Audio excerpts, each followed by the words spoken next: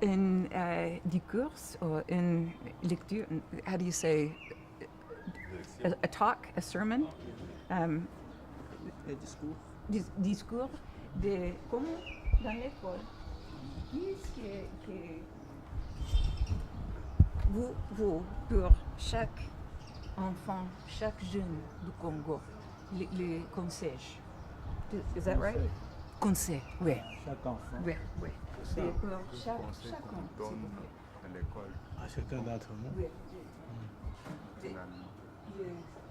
pour suggérer et pour conseiller. Counsel. Please, will you say that in English quickly, please? So Yes. I can just- So I want each of them, as though they were teaching, Yeah. to give what they want the youth in the Congo to know. En faisant comme si vous étiez en train d'enseigner, qu'est-ce que vous direz de plus important aux jeunes d'une classe, par exemple, vous êtes enseignant, qu'est-ce que vous voudrez dire le plus important aux jeunes? Oui, merci. En tant que directeur, chaque matin, de 6h30 à 7h, nous avons l'étude matinale. C'est-à-dire amener chaque enfant à être concentré sur les écrits. Pour se connaître mieux et connaître le monde occidental, il faut être concentré, lire.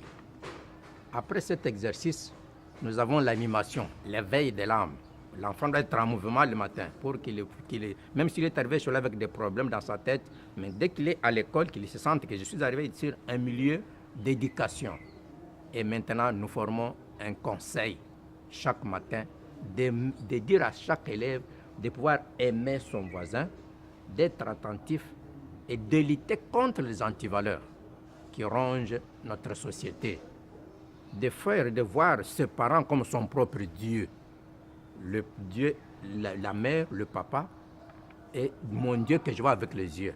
Je dois l'honorer, je dois les saluer poliment et voir tout un chacun qui passe en cours de route, l'aimer plus. Mais être réveillé contre le mal.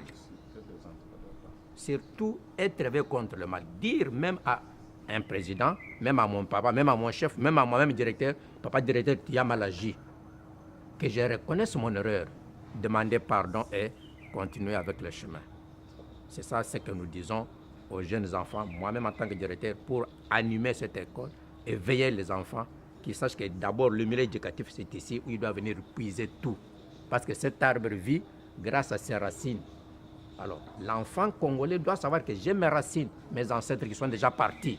Mais ils ne sont pas partis parce que j'ai le sang dans mon corps qui me relie à eux. Maintenant, je produirai quel fruit? Parce que notre environnement est vraiment pollué. Parce que beaucoup de gens ont des têtes qui ne fonctionnent pas bien. Alors nous, les jeunes d'aujourd'hui, nous les enfants, nous allons remplacer les directeurs, nous remplacerons l'abbé, nous remplacerons l'autre. Nous allons vous remplacer, nous remplacerons le bientôt là, il va partir. Mais qui viendra hériter? Qui viendra continuer avec cette œuvre si nous les éduquons mal? Et nous devons craindre Dieu à travers l'enfant africain, un enfant congolais. C'est ce que j'ai fait dans la salle de classe. Oui, dans la même perspective, c'est amener l'enfant à se découvrir, à ne pas s'oublier, à se connaître. En se connaissant, il doit aussi connaître l'autre avec qui il vit, avec qui il partage. Dans ce cas-là, l'enfant aura la possibilité de pouvoir bien communiquer.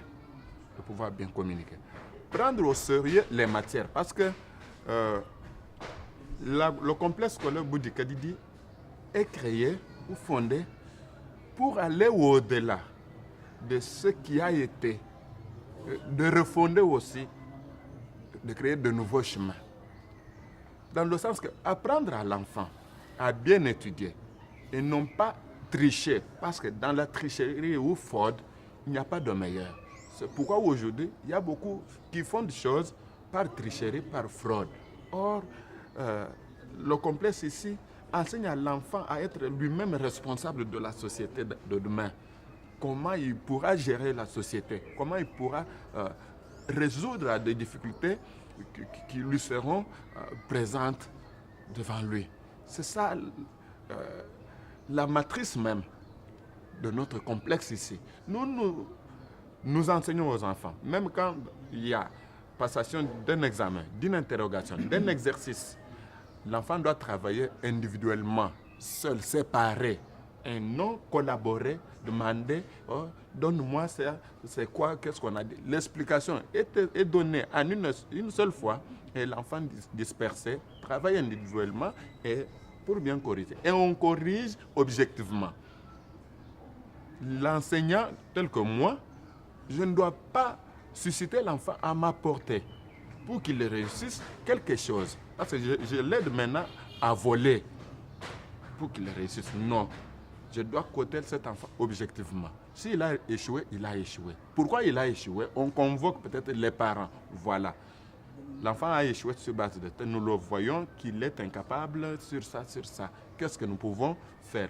Ensemble, on trouve une solution qui peut bâtir la société de demain. C'est cela peut-être l'idéologie ou la pensée de cette école ici, pour voir plus loin, à être le responsable de demain. Voilà un peu ça. J'ai beaucoup aimé ce que mon jeune frère là, a dit, qui nous relaie. Si nous étions plusieurs à penser comme ça, comme sa femme, je pense qu'il y a une lueur d'espoir. Pour beaucoup, l'horizon est bouché. Pour beaucoup, on croit que nous sommes les damnés de la terre. Il n'y a rien de bon qui peut se faire chez nous. Or, je pense que ce qu'ils viennent de dire, et ce que les autres viennent de dire, ça doit être l'essentiel de la nouvelle création des enfants, nouvelle éducation, nouvelle formation. Nouvelle formation. Et que nous sommes les hommes, comme les autres, que nous avons toutes les capacités, sauf qu'il y a eu un contexte, le contexte colonial, qui a ensommeillé pratiquement nos possibilités. Et depuis les indépendances, il n'y a pas eu un contexte qui a libéré les potentialités. Jusqu'à là. Et il ne faut pas attendre que ce contexte vienne du ciel. Nous devons le créer. Nous pouvons quoi? Vous pouvez répondre là. Nous devons créer ce contexte, ensemble. Donc, éveiller les enfants pour qu'ils comprennent notre situation, une situation dramatique, mais pas désespérer. Notre part, responsabilité de chaque élève, nous sommes tous responsables dans la situation qui est la nôtre. Il n'y a pas quelqu'un qui peut s'innocenter et dire que moi je ne suis pour rien. Le professeur Kamana raconte là un mythe, le mythe de Nina Kale. Le mythe qui montre quelqu'un qui est monté sur un arbre. En haut, il y a un serpent venimeux et en bas, il y a un lion. Il faut présenter aux élèves, aux étudiants, d'après leur niveau, que ce soit école primaire, école secondaire, université, chacun à son niveau, pour montrer cette situation dramatique. Pas donner déjà des solutions. Dire aux enfants, par exemple, comment cet homme va s'en sortir. Toi, tu es pris dans ce cas-là.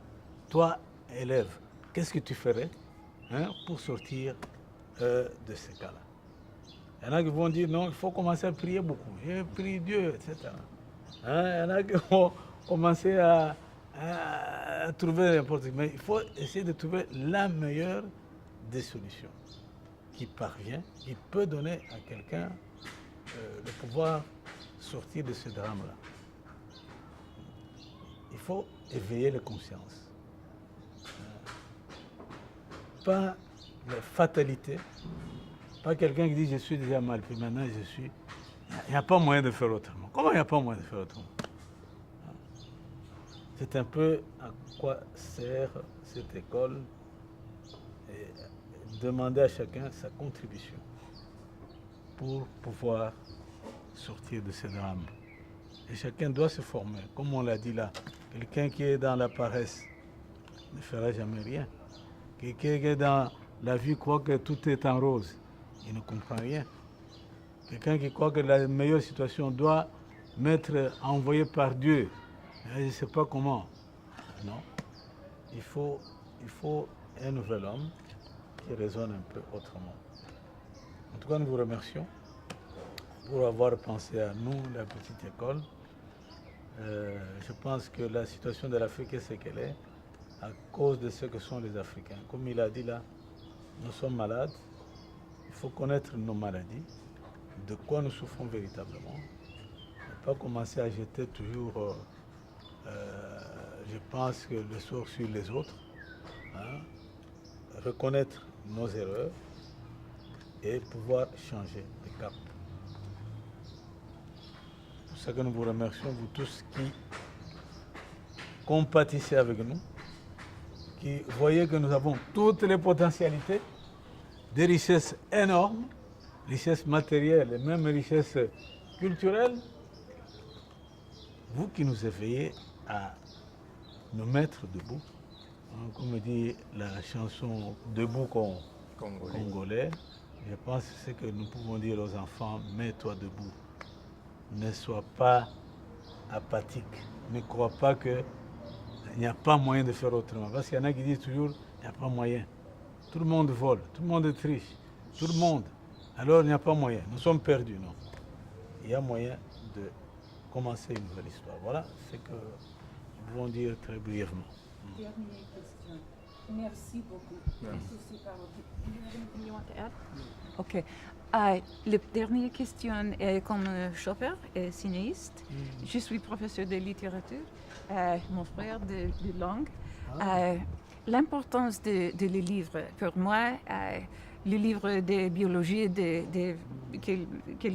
que c'est, mais aussi de littérature.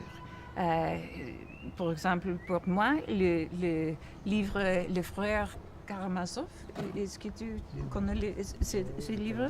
Il change ma vie.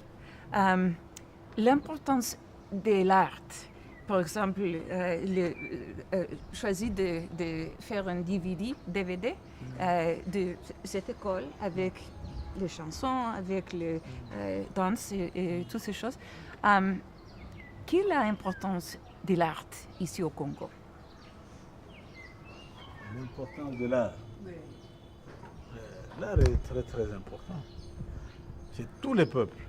Je suis anthropologue, je vois, je peux étudier les Trobriandais en Australie, les Nuer, hein, les Iroquois là-bas, les Azandais ou les Incas.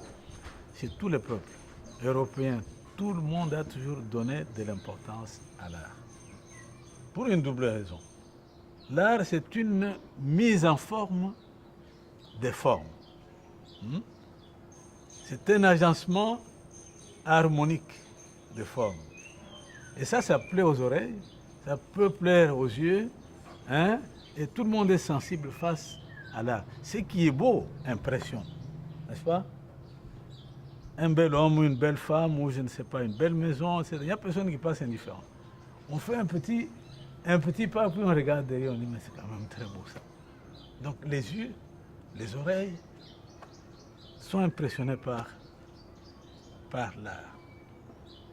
Donc l'art est excessivement important pour les hommes. Ils aiment ça. Quelqu'un peut même tout abandonner pour l'art. Quelqu'un qui joue très bien au football, hein, il devient une vedette.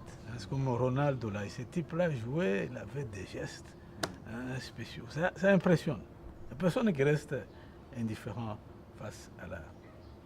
C'est donc un médium très important pour véhiculer un message. Un médium très important pour véhiculer un message.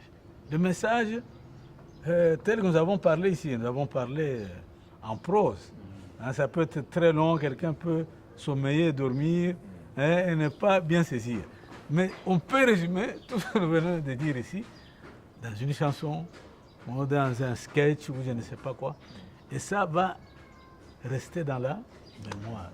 Donc, c'est une manière mnémotechnique de retenir, de transmettre un message et de retenir un message. C'est donc très important. Et tous les peuples de la terre, aucun peuple. Et d'autant plus que vous allez exploiter les mélodies auxquelles on est habitué. Quelqu'un qui est un lubaphone, qui est un swahiliphone ou je ne sais pas qui, hein, qui a été formé dans telle ou telle mélodie. Quand il entend ça, il se sent concerné, c'est son identité. En même temps, le message passe très, très, très facilement. Voilà pourquoi nous avons développé les méthodes de l'oralité dans cette école, les méthodes de l'oralité jusqu'à l'université. Nous enseignons par la tradition orale et par l'audiovisuel. Vous ne pouvez pas bien donner un cours si vous avez à un moment vous parlez, à un moment donné vous projetez les images. Hein? Les gens voient les images. Comme du temps colonial, vous montrez la scène du temps colonial, du temps des ancêtres, vous montrez l'initiation. Comment on faisait dans l'initiation? Je pense que ça entre plus facilement et on retient plus facilement. On sortira alors de ces voies classiques de transmission de maître à élève où on ne fait que parler. Il faut de l'art. Et parfois, une manière dialogique. Vous dialoguez, c'est comme dans nos proverbes. Il y a un envoi, il y a une réponse. Hein? On dit par exemple, c'est simple, quoi tu le monde en passe? Les autres reprennent. Hein? En même temps, on lui apprend sa tradition. Hein? En même temps, on dialogue. Au lieu que vous soyez un soliloque, chaque fois vous parlez du début à la fin, je suis seul à parler, j'ai donné cours. Mais non. Est-ce qu'ils ont suivi? Est-ce que vous êtes sûr qu'ils ont compris ce que vous avez dit? Donc, en développant davantage ces méthodes-là, comme l'abbé Gabaskel le dit à l'UQAM là-bas, les méthodes de l'oralité, de l'audiovisuel, de l'art, ça transforme facilement quelqu'un, ça fait passer facilement le message. Donc, vous qui faites de la littérature, c'est beau. De belles paroles, quelqu'un qui, on est suspendu là, on dit, ah, il parle bien. Et la langue, comme vous êtes un linguiste, vous aimez parler de la langue. La langue, c'est le premier véhicule culturel. Hein? C'est le premier outil. Si on veut étudier une culture, c'est à travers la langue. Et dans la langue, il y a de belles paroles, il y a de belles choses bien fabriquées par elle. La poésie, la chanson, etc. C'est très important. Très important. Merci. D'accord. Votre opinion aussi. Votre opinion Mon opinion est que sur je suis très content de votre visite aujourd'hui parce que nous avons échangé, que ça ne soit pas la dernière fois, mais que ça puisse continuer pour nous aider. Parce que j'avais sollicité que les élèves soient là encore, qu'ils vous voient, qu'ils échangent aussi, que vous puissiez entendre et voir ce que les enfants une disent. fois quand on commence l'année. Quand on commence l'année, si vous serez ici à Kinshasa, d'octobre. vous pouvez venir, vous nous informez, vous venez et les enfants vous voient. Même s'il faut encore inviter le parent, parce que nous recevons les enfants qui viennent de la maison, d'où il y a un peu de difficulté. Mais votre visite nous encourage, ça montre que nous avons des frères et des sœurs qui nous aiment, qui ont besoin de nous, qui viennent nous mettons sur ces manguiers malgré qu'il n'y a pas de fruits. Les fruits ne sont pas encore mûrs pour que vous puissiez goûter, parce que c'est comme ça l'africanité. Les Africains, quand vous venez chez nous, on se sert des fruits que nous avons ici, vous pouvez manger 2, 3, goûter et puis on dit au revoir. En tout cas, je suis vraiment égayé et très content. Vous, c'est la deuxième fois, lui, c'est la première fois. Vous nous resterez le nom et on va continuer à vivre ensemble. Pour aider cette école, c'est question que nous puissions trouver une place. Parce qu'il faut qu'il y ait l'encadrement. L'enfant doit être libre. L'espace, un bon espace où il peut aérer, où l'on peut faire même un internat. Interner les enfants qui ne sortent pas pour aller suivre des choses dehors. Parce que l'enfant, nous l'enseignons ici. Quand il va à la cité, avec ce qu'il voit à la télé, ce qu'il entend, les mouvements de la ville, ils ne sont pas cadrés. Si nous avons une place pour... Vous voyez l'antenne de communication, les nerfs, avec les mouvements de groupe. Ici à côté, il y a une église qui peut commencer à chanter maintenant. Qu'est-ce que nous allons faire? Tout en étant locataire, il y a un problème de l'eau là-bas. Le courant, c'est vraiment très cher et ça fait... Vous voyez même les parents qui viennent ici, ils ont des dettes de l'école. Parce que nous avons enseigné les enfants, mais ils n'ont pas retiré le faute de moyens. Alors, si vous songez à assister à l'école Boudi Kadidi, et vous allez même prendre Boudi Kadidi que vous allez amener aussi en Europe là-bas, il y a une école là-bas. Même prendre nos lauréats ici, les amener, qu'ils aillent voir. Je peux donner l'exemple de cette voiture-là, qui venait de l'autre côté. On avait un don de Boudi Kadidi. La DIP qui est de l'autre côté. Ça vient des enfants de l'Allemagne qui savent qu'à Tchikap, il y a une école qui travaille beaucoup sur notre terre. Alors, nous aussi, si on a de telles choses, ça sera bon. Mais d'abord, aidez-nous à trouver une place. Même si nous allons visiter les salles de classe, vous voyez, nous sommes pendant la saison, les enfants sont en congé, mais il fallait venir quand ils sont là pour voir comment dans les conditions nous étudions. En résumé, c'est ça. Notre première difficulté, c'est d'avoir notre propre place où nous devons être à l'aise. Et les enseignants, il y en a qui partent sans être payés, ils habitent loin. Il quitte de là où il vient, il fait une longue distance. Mais comment il va se concentrer pour enseigner? Parce que lui doit être à l'école avant 6h30. Si on a Lui de doit bonnes être conditions, à la porte on aura pour recevoir de l'enfant l'argent qui vient. Il pour- accueille l'enfant. Bonjour, tu viens de la maison? Comment va papa? Comment va maman? Viens, assis-toi ici, on fait ça. Maintenant, il prend, comme il voit l'enfant, dès qu'il arrive là, cet enfant-là est peut-être malade. Il sait comment adapter son enseignement par rapport à son nom. Mais s'il vient, peut-être tard, les embouteillages, les transports, dans ces conditions-là, nous mettons pas en difficulté. Mais nous nous efforçons, parce que lui ne nous a pas appris à être indépendants de nous-mêmes. Avec les moyens de bord là, c'est pourquoi nous sommes toujours là. Article de feu. Ok. Aussi, je réponds à votre question. Qu'est-ce que nous pouvons dire de l'art? Comme le promoteur vient de le dire, l'art est privilégié dans notre école. Tous nos messages sont codés dans les chansons. Il y a même de matériel. Si vous restez avec nous du début à la fin, toute l'année, 3 mois, 4 mois, vous trouverez que tout ce que nous pouvons dire sont codés dans les chansons et les sketchs.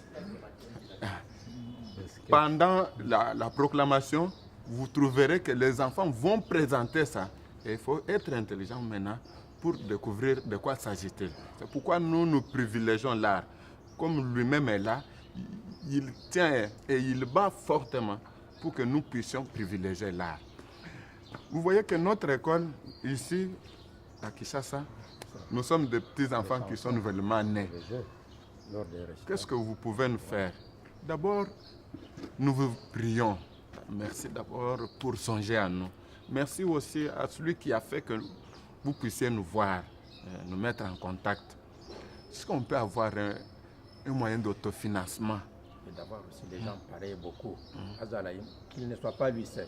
Nous voulons créer encore des Est-ce que messieurs vous ne comme pouvez lui. pas nous aider Voilà à avoir souvenirs de l'art, ce que nous sommes en train de faire. un moyen d'autofinancement pour que cette école puisse subsister? Nous sommes dans ce qu'on appelle mondialisation. Toutes les écoles ici, si vous voyez même le prix de frais scolaires, tout ça coûte cher. Mais nous sommes impossibles de revenir en aide. Et aux enseignants, et même à tout le corps enseignant. On est incapable.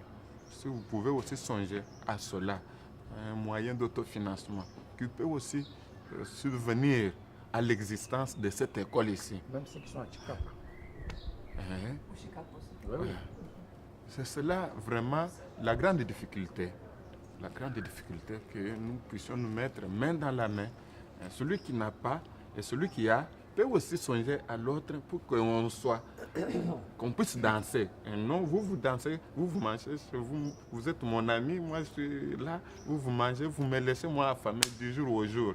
Là, ça, ce n'est pas une bonne amitié, ce n'est pas une fraternité et une bonne relation. C'est cela peut-être notre cri, moi en tant qu'enseignant de cette école, vous puissiez aussi songer aux formateurs de cette école.